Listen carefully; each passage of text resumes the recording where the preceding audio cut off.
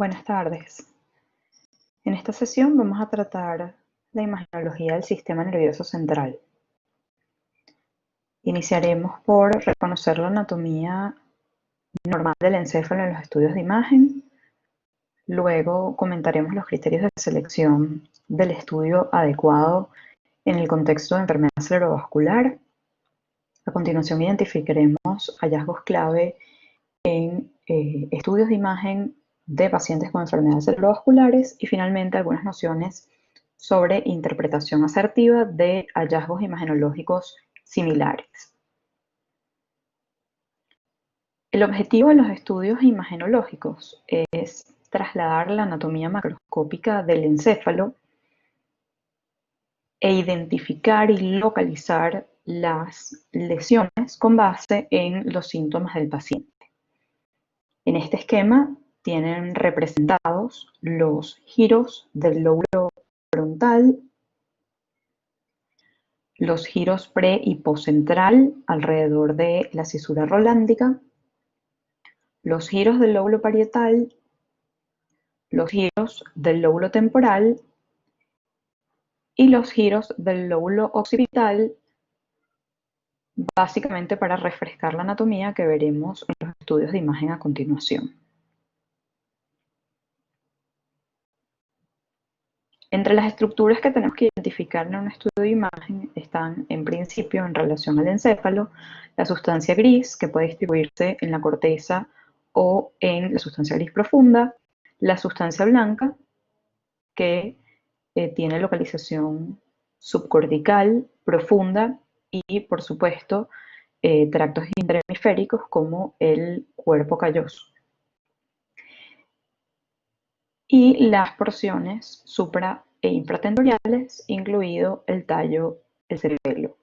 A continuación, las glándulas encefálicas, que son la hipófisis y la pineal, los nervios craneales, y luego, en otros compartimientos, el sistema ventricular, los espacios extraxiales, las estructuras vasculares y el cráneo y sus cavidades, es decir, las órbitas y su contenido, los senos paranasales y los oídos.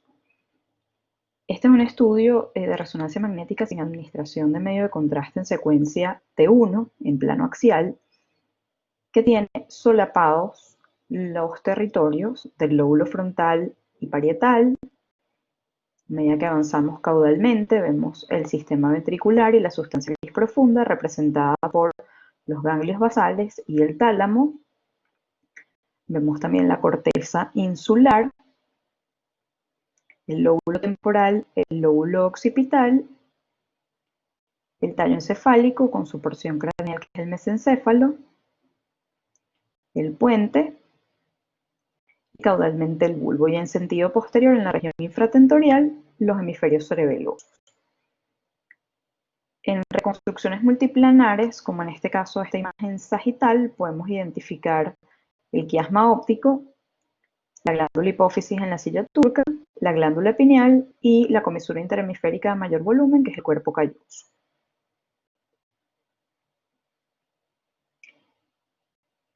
Las dos técnicas de imagen de las que nos podemos servir para evaluar el encéfalo son la tomografía y la resonancia magnética con indicaciones distintas.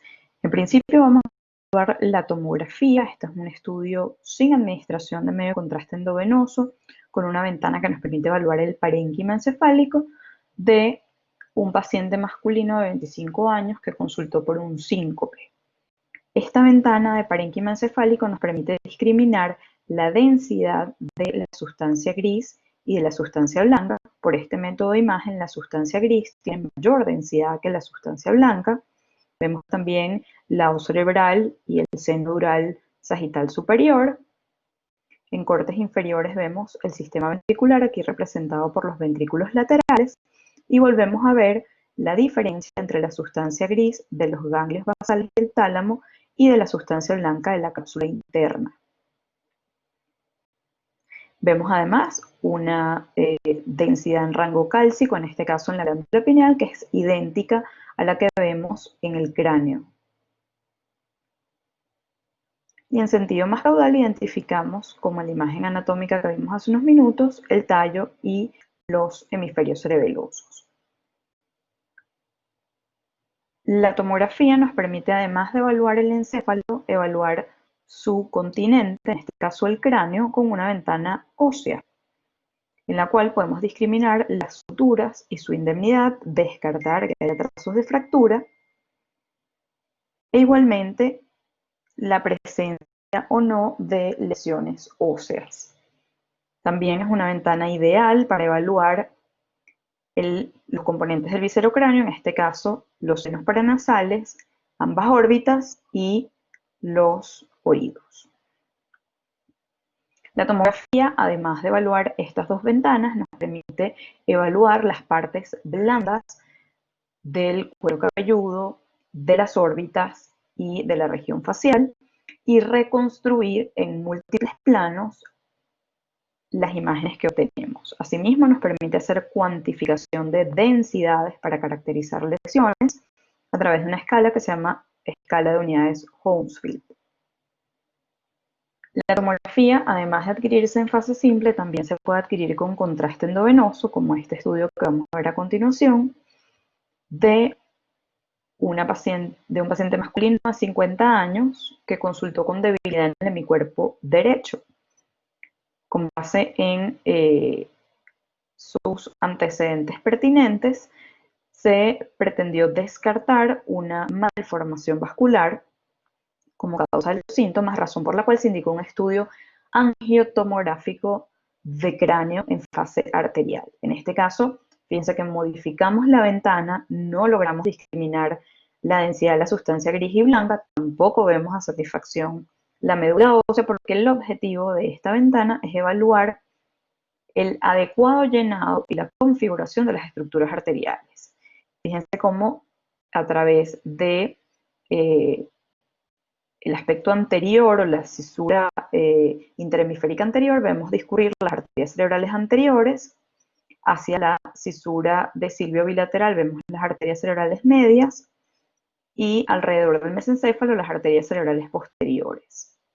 Igualmente el segmento cavernoso de ambas carótidas internas, la arteria axilar y las arterias vertebrales, todas con una configuración habitual, digamos la más común dentro de las variantes, y sin ningún signo de lesión vascular de tipo aneurisma, malformación arteriovenosa o fístula, y tampoco vemos signos de trombosis ni disección, que son básicamente los diagnósticos que hay que descartar en un estudio angiotomográfico en fase arterial.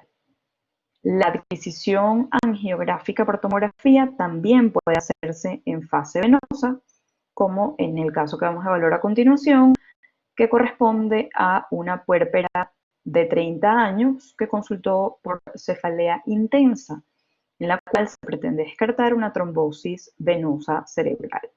Fíjense cómo en esta adquisición, que tiene una ventana similar a la del estudio angiotomográfico arterial, vemos adecuado llenado de los senos venosos durales y de las venas cerebrales bilaterales, sin imágenes de defecto en su interior que sugieran trombosis. A medida que descendemos podemos identificar la tórcula y el seno recto, las venas cerebrales internas, ambos senos transversos,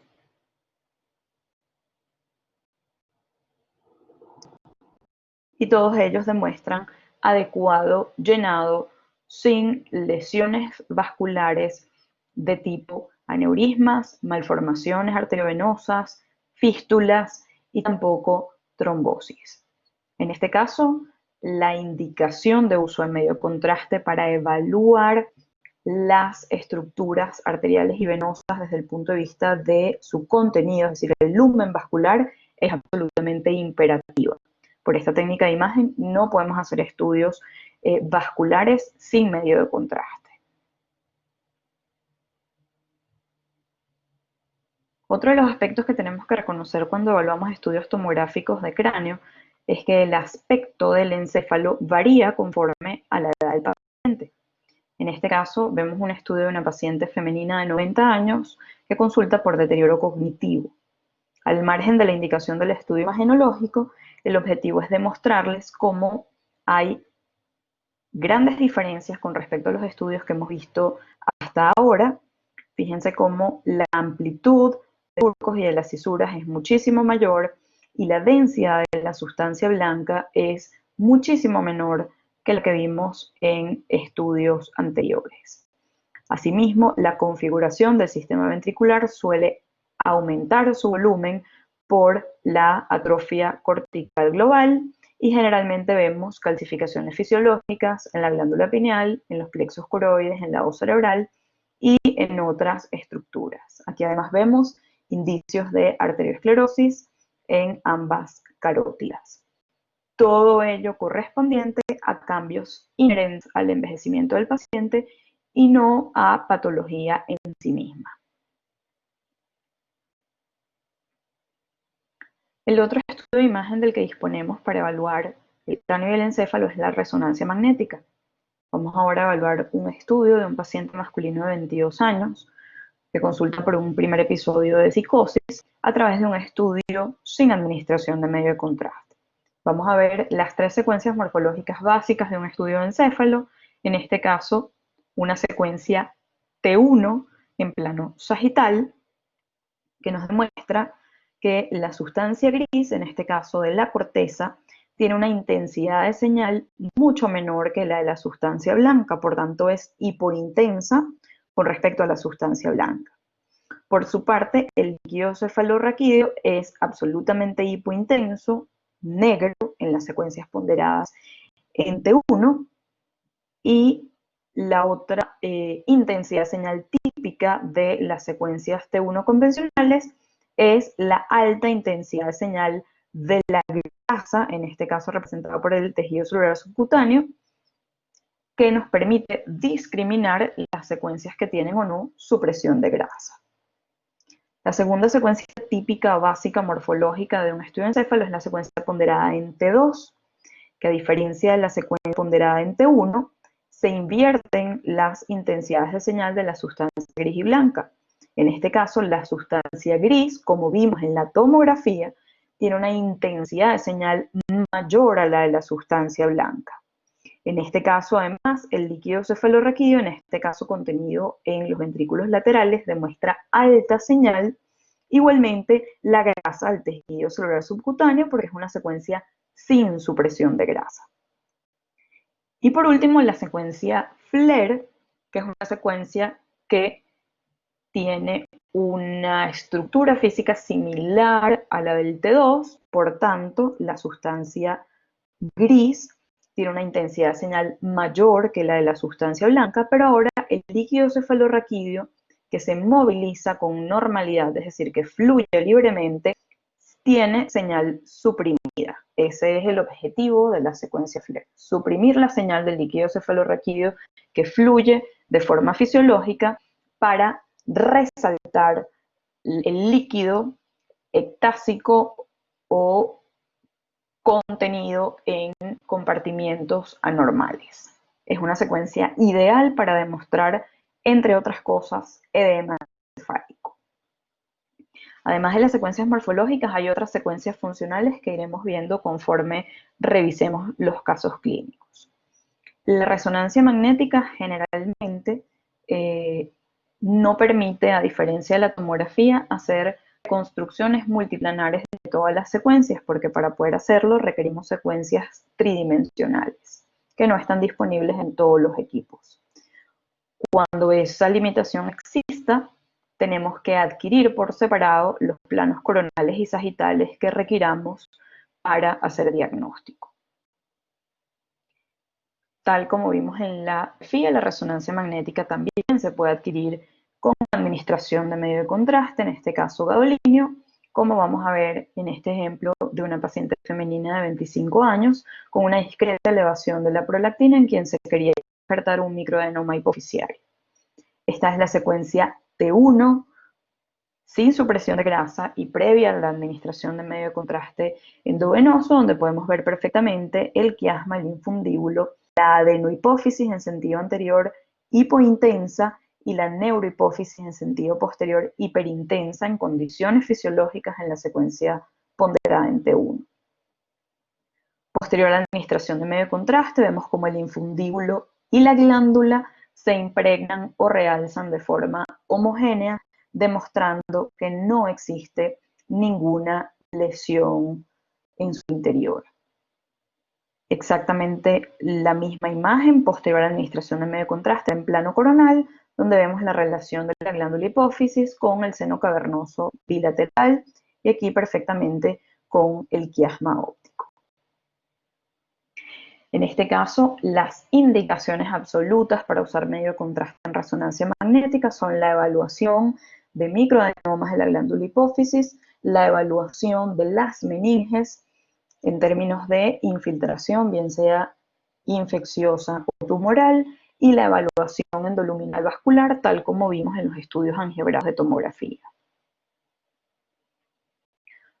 Con respecto a la selección del estudio de imagen adecuado, vamos a utilizar esta leyenda para identificar estudios de radiología, ultrasonido, tomografía, resonancia magnética, estudios angiográficos y uso o no de medios de contraste. Y el contexto clínico que vamos a evaluar en esta sesión es el de enfermedad cerebrovascular.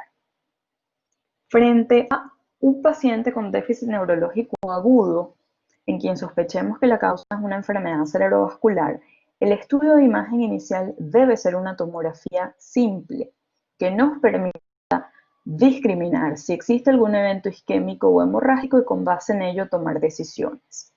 Si tenemos indicios de isquemia o no vemos indicios de hemorragia o de alguna otra lesión, está indicado que complementemos de inmediato el estudio con un medio de contraste para hacer secuencias de perfusión y angiotomografía en fase arterial para poder definir si ese paciente es candidato o no a trombolisis mecánica intraarterial y para dirigir el procedimiento terapéutico. La resonancia magnética y la angiografía sin contraste por resonancia magnética se reservan básicamente para isquemia de territorio vertebrobasilar. En casos de hemorragia subaracnoidea, el primer estudio de imagen debe ser igualmente una tomografía simple y solo cuando su topografía o los datos clínicos planteen la posibilidad de que la hemorragia subaracnoidea sea secundaria a la ruptura de una malformación vascular, se complementa de inmediato con una angiotomografía con contraste endovenoso. Las hemorragias intraaxiales se evalúan inicialmente por tomografía simple y en los casos en los que no correspondan a hematomas postraumáticos o a hematomas hipertensivos, luego de que se reabsorba el hematoma, se realiza una angioresonancia con medio de contraste para definir la etiología del sangrado. En el contexto de una trombosis de seno venoso dural o de venas cerebrales, el estudio debe ser siempre angiográfico y con contraste endovenoso, bien sea por resonancia magnética o por tomografía. Los casos de vasculitis del sistema nervioso central deben ser siempre evaluados por resonancia magnética independientemente de que su manifestación sea isquémica o hemorrágica, y el uso de medio de contraste se define con base en los hallazgos de las secuencias morfológicas iniciales. Y por último, cuando se trata de un estudio sucesivo o de control de una malformación vascular, el estudio indicado es una resonancia magnética con angiografía o angioresonancia, que puede ser realizada en la mayoría de los casos en fase simple, pero si se trata de una malformación de bajo flujo o que ya ha sido tratada y en la que debemos definir si existe o no permeabilidad parcial, debe utilizarse medio de contraste endovenoso.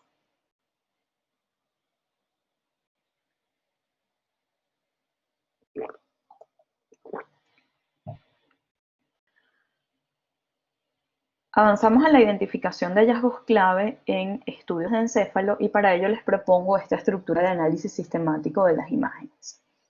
Inicialmente evaluar el parénquima encefálico, a continuación el sistema ventricular y los espacios extraaxiales, luego las estructuras vasculares, la médula ósea y la base del cráneo, a continuación las órbitas, los senos paranasales y los oídos y la unión craneocervical.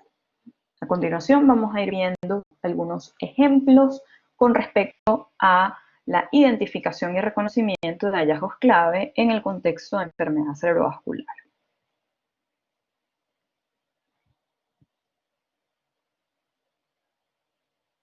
Este estudio corresponde a un paciente de 65 años que consultó con cefalea severa aguda y rigidez de nuca, tenía antecedentes de hipertensión arterial. Fue evaluado inicialmente mediante esta tomografía de cráneo en fase simple con ventana de parénquima encefálico, en la cual podemos ver incidentalmente algunas calcificaciones en el lado cerebral. La región supratentorial no demuestra lesiones intraaxiales, sin embargo, vemos contenido hiperdenso extraaxial entre los surcos de los lóbulos occipitales, en la cisura de Silvio derecha y en las cisternas de la base, cuyas densidades se encuentran en rango hemático y que corresponden a una hemorragia subaracnoidea. Con base en la ausencia de antecedente traumático, se complementa de inmediato el estudio con una angiotomografía con contraste endovenoso, que en este caso no revela la presencia de ninguna malformación vascular que justifique la hemorragia subaracnoidea.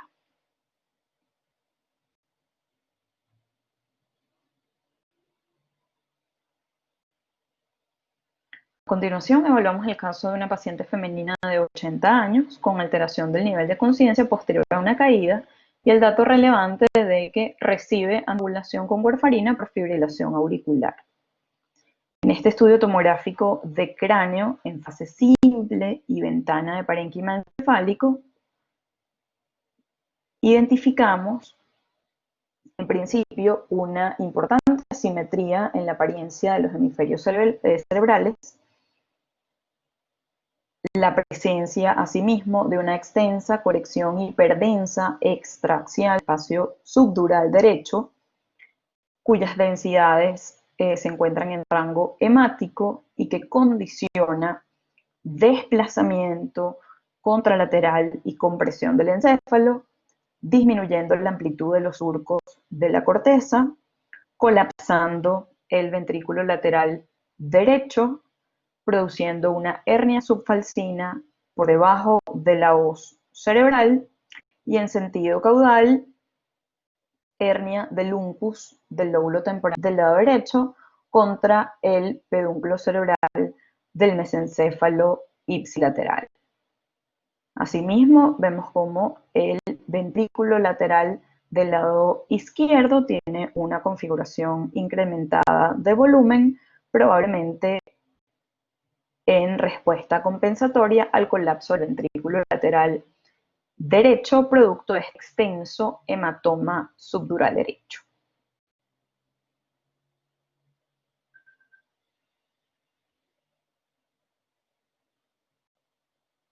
A continuación, evaluamos el caso de una paciente femenina de 80 años que consulta por pérdida del equilibrio y ataxia ante la posibilidad de que se tratara de un evento cerebrovascular. Fue evaluada inicialmente mediante tomografía en fase simple, que es el estudio que vemos a continuación, el cual no demuestra alteraciones supratentoriales. Vemos una variante del septum pellucidum denominado cavum vergae, y calcificaciones fisiológicas en los plexos coroides y la glándula pineal. En el compartimiento infratentorial vemos una afección hiperdensa en rango hemático intraaxial en el hemisferio cerebeloso izquierdo con discreto edema perilesional que corresponde a un hematoma intraparenquimatoso, el cual debe establecerse su etiología o su naturaleza con base en los antecedentes de la paciente. En este caso se planteó que fuera un hematoma intraaxial, probablemente de origen hipertensivo.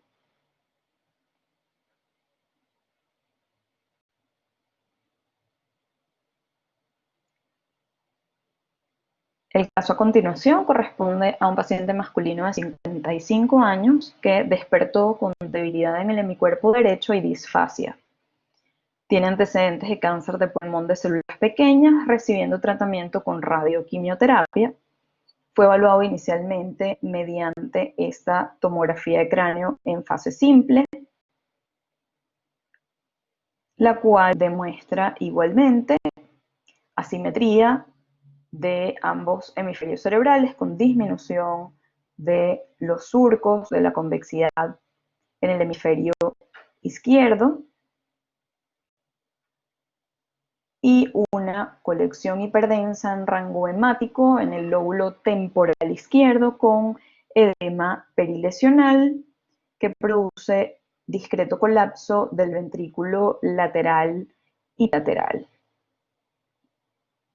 Con base en los antecedentes del paciente se complementa el estudio de inmediato con la administración de medio de contraste endovenoso que demuestra un defecto de llenado de la tórcula sin otras alteraciones del sistema vascular arterial, razón por la cual se trata de una trombosis venosa dural con un hematoma intraparenquimatoso asociado.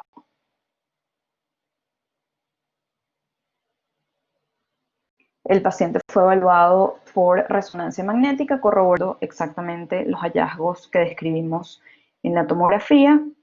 En este caso, en la secuencia T2 en plano axial, vemos el extenso hematoma en el lóbulo temporal. Podemos discriminar muchísimo mejor la extensión del edema perilesional, mucho mejor representado en la secuencia FLAIR, como comentamos en las secuencias morfológicas típicas. Se realizó además una secuencia de gradiente eco, ideal para evaluar depósitos minerales, en este caso férrico, y calcificaciones, que demuestra perfectamente la extensión del hematoma, y en las secuencias T1 posteriores a la administración de medio de contraste, y en este caso con supresión grasa asociada, podemos identificar cómo existe un defecto de llenado fundamentalmente en la tórcula con extensión al seno transverso del lado izquierdo, lo que justifica el hematoma intraaxial. Y aquí vemos una reconstrucción venográfica de una secuencia sin administración de medio de contraste que demuestra que no hay señal en el seno transverso del lado izquierdo y tampoco distalmente relacionado con la trombosis venosa.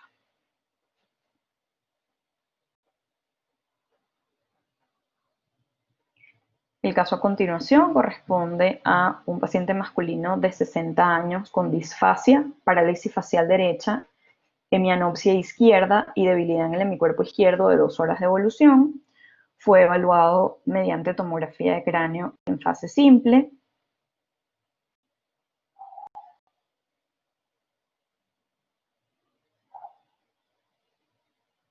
La cual no demostró lesiones de naturaleza isquémica, hemorrágica o neoproliferativa.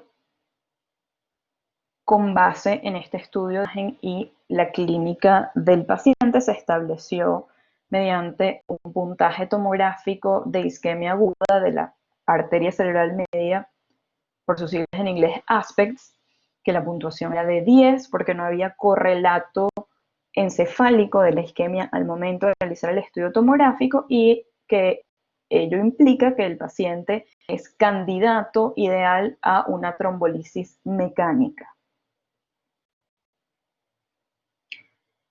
En efecto, se le realiza el procedimiento de trombolisis mecánica al paciente y 20 horas después se realiza un estudio tomográfico de control en fase simple que demuestra un pequeño hematoma en la corteza occipital izquierda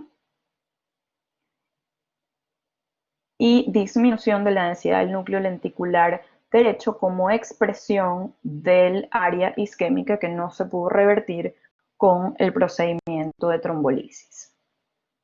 La escala de Aspects, como les es un puntaje tomográfico diseñado por un centro en Alberta que básicamente cuantifica la severidad de los territorios vasculares involucrados en isquemia dependiente de la arteria cerebral media cuando existen 3 territorios involucrados. Ese paciente es candidato a trombolisis mecánica intraarterial con excelentes resultados.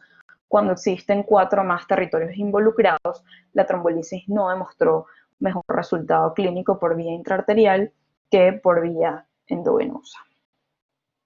Esa escala se ha adaptado progresivamente también para el territorio vascular posterior con el mismo objetivo: discriminar qué pacientes se benefician de la trombolisis mecánica intraarterial para ofrecerles un mejor resultado clínico y tratamiento oportuno.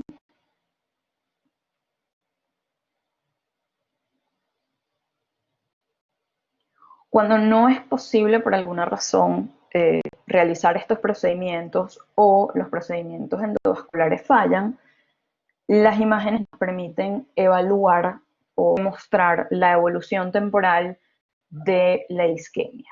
En este caso vamos a evaluar a una paciente femenina con hemiparesia derecha, cuyo estudio imagenológico inicial no demostró áreas de isquemia, hemorragia o neoplasias.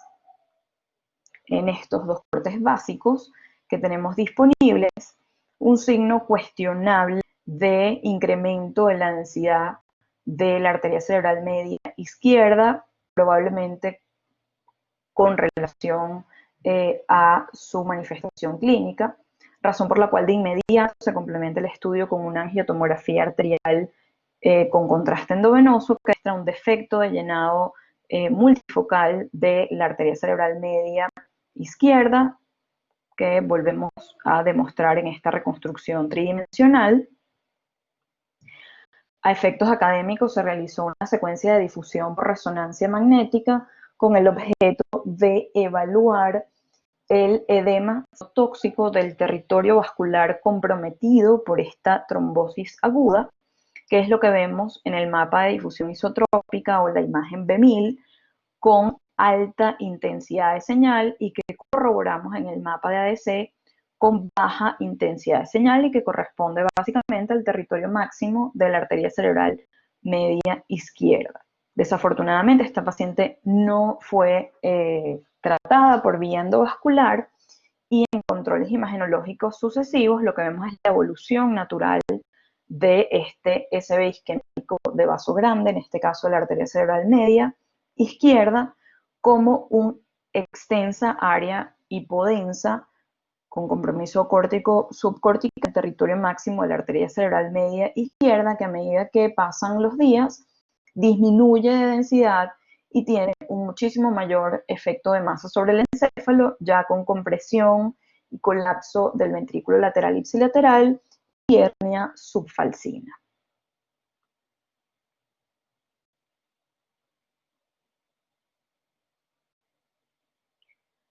La isquemia no solo se manifiesta como oclusión de vasos grandes, también puede ser secundaria a embolización, como en este caso de un paciente masculino que consultó con debilidad súbita en el hemicuerpo izquierdo, cuya resonancia magnética, en este caso en secuencia FLAIR, demuestra múltiples focos de alta intensidad de señal en ambas coronas radiadas y en la región periatrial del lado izquierdo, que en el mapa de difusión isotrópica o en la imagen B1000 demuestran alta señal y en el mapa de ADC demuestran baja señal o son hipointensas, razón por la cual presentan restricción de la difusión, indicando que lo que subyace a esa alteración de intensidad de señal es edema citotóxico y en ese contexto probablemente de origen isquémico. El estudio se complementa con una angioresonancia en fase simple que demuestra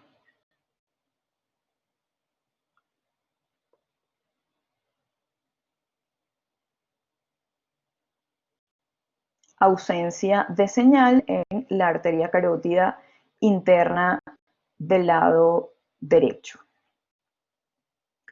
Lo corroboramos en las reconstrucciones, razón por la cual se trata de una trombosis de arteria carótida interna derecha con probable embolismo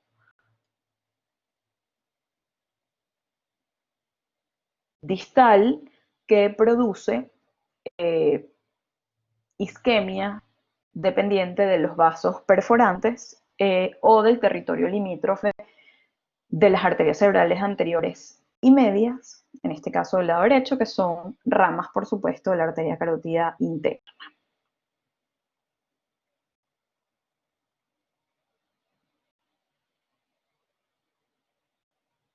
Evaluamos a continuación el caso de una paciente femenina de 20 años, lúpica, consulta por cefalea y convulsiones.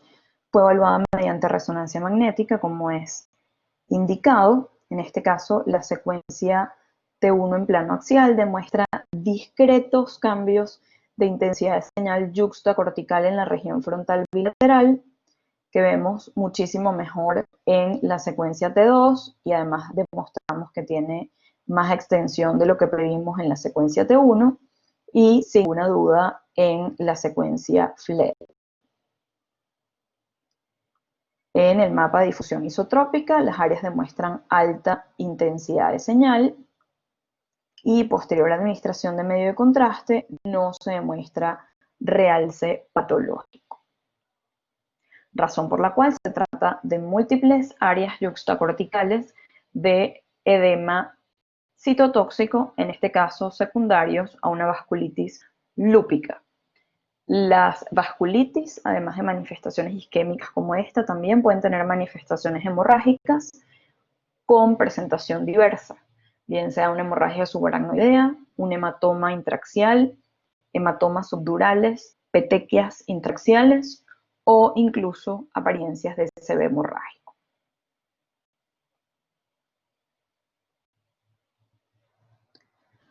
Por último, el caso de un paciente masculino de 30 años con uveitis de etiología desconocida que consulta por hemiplegia izquierda aguda.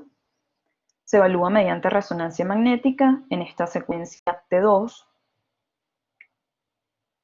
Demostramos múltiples áreas de alteración de intensidad de señal, en este caso hiperintensas, en la corona radiada bilateral, la cápsula interna derecha y el pedúnculo cerebral bilateral a predominio derecho.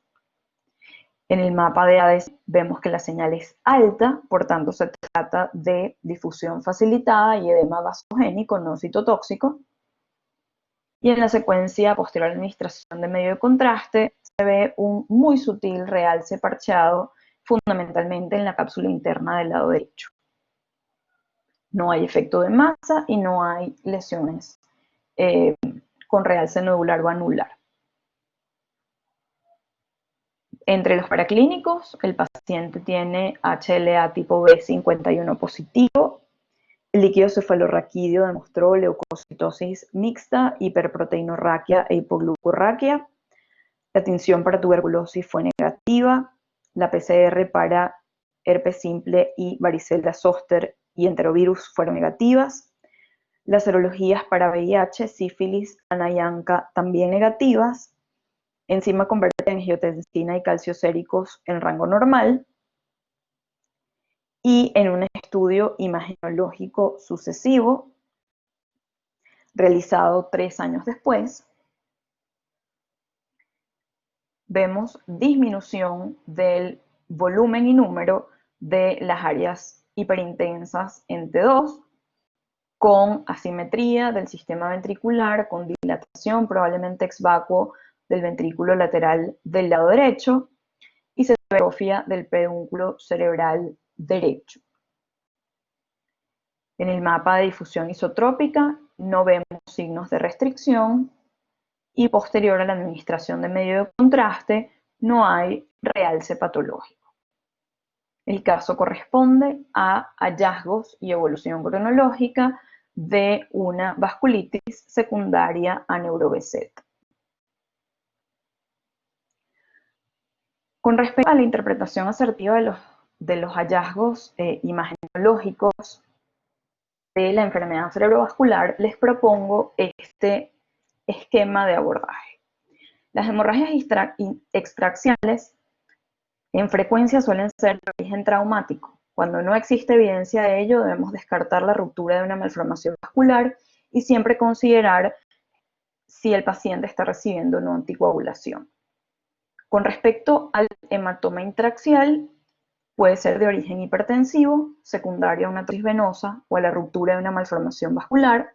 También puede presentarse en transformación hemorrágica de isquemia como manifestación de sangrado dentro de una lesión neoproliferativa o como manifestación de una vasculitis.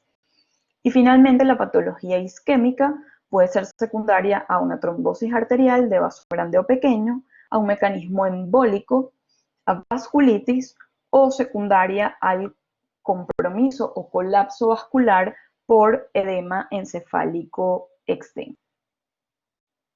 El objetivo de la neuroimagen en el contexto de enfermedad cerebrovascular es establecer la evolución de la isquemia y de la hemorragia, definir su etiología o excluir diagnósticos diferenciales, dirigir la conducta, especialmente en el caso de patología isquémica susceptible de trombolisis mecánica intraarterial, e identificar posibles complicaciones tanto de la isquemia o del edema encefálico y de la hemorragia, como dilatación vascular, es decir, hidrocefalia, e isquemia secundaria a compresión extrínseca vascular.